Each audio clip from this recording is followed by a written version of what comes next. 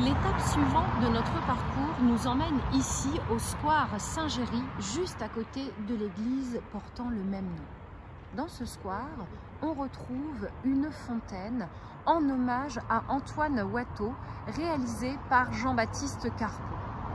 Jean-Baptiste Carpeaux a voulu depuis très longtemps réaliser un monument en hommage à ce grand peintre du XVIIIe siècle qui était Antoine Watteau.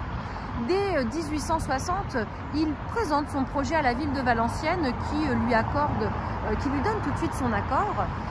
Et puis dès l'année suivante, il va lancer une première esquisse, mais pris dans d'autres projets, il laisse ce travail de côté pour y revenir progressivement, de temps en temps, pendant près de 15 ans.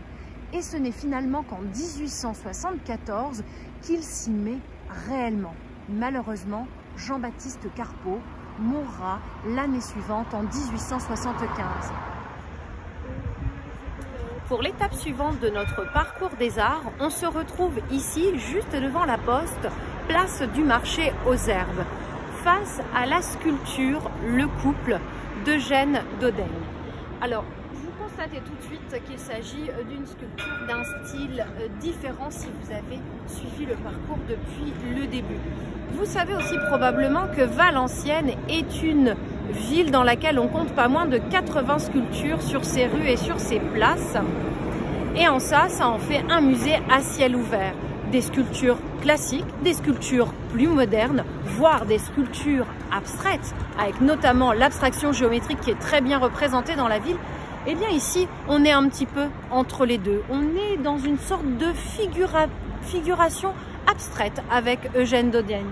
On se rend bien compte qu'il s'agit effectivement de deux personnages. On est aidé avec le titre de l'œuvre, Le Couple. Mais il s'agit en fait simplement de deux formes, délimitées simplement par les contours de la pierre.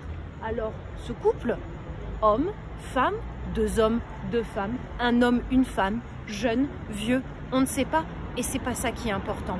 Chez Dodaigne, c'est de donner une idée universelle et intemporelle à son œuvre. D'ailleurs, c'est le musée de Grenoble aussi qui compte une de ses œuvres similaires dans son jardin.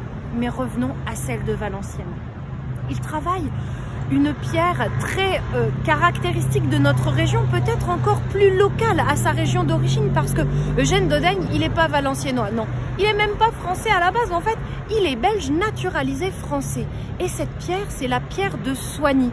Cette pierre, ce granit noir, mais qu'on appelle aussi la pierre bleue, avec ses reflets spécifiques en fonction de la lumière, était très présente dans les sous-sols de sa région natale. En plus, son père était tailleur de pierre, donc il a côtoyé cette pierre dès le plus jeune âge et il l'utilise dans ses œuvres de maturité comme ici. Et effectivement, la pierre de Soigny est très fréquemment utilisée dans notre région, ici, dans les Hauts-de-France. Et ce qui va être assez caractéristique du travail de Dodaigne, c'est son rapport entre la surface et le volume qu'il va hériter de Brancusi. Et également aussi son idée de dépouillement qu'il va hériter de Giacometti.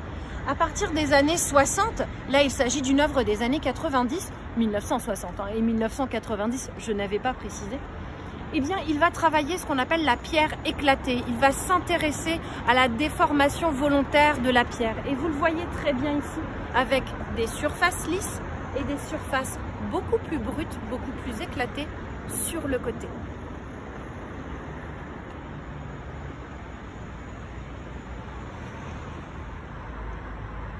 Alors on est maintenant à mi-chemin de notre parcours lumière, de notre parcours des arts. Et on se trouve ici à l'angle des rues Le Quesnoy et Albert Ier, juste devant le magasin Bio-C'est-Bon. Mais avant d'être ce magasin, il y en avait un autre au siècle dernier. Il s'agissait du magasin Marlière. Alors c'était une institution, un très très grand magasin.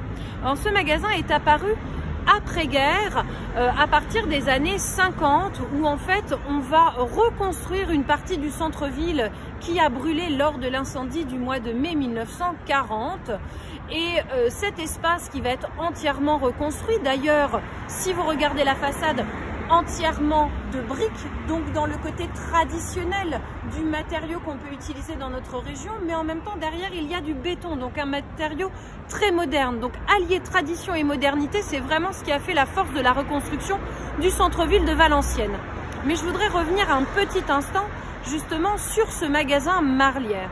Moi je ne l'ai pas connu, mais je peux vous dire ce qu'on y vendait à l'intérieur. Et si je le sais, c'est tout simplement parce qu'il y a sur les deux côtés des murs de la façade, eh bien, 14 sculptures qui ont été confiées au sculpteur lillois René Leleu. Et on va découvrir l'une d'entre elles pour savoir justement ce qu'on vendait chez Marlière. Suivez-moi.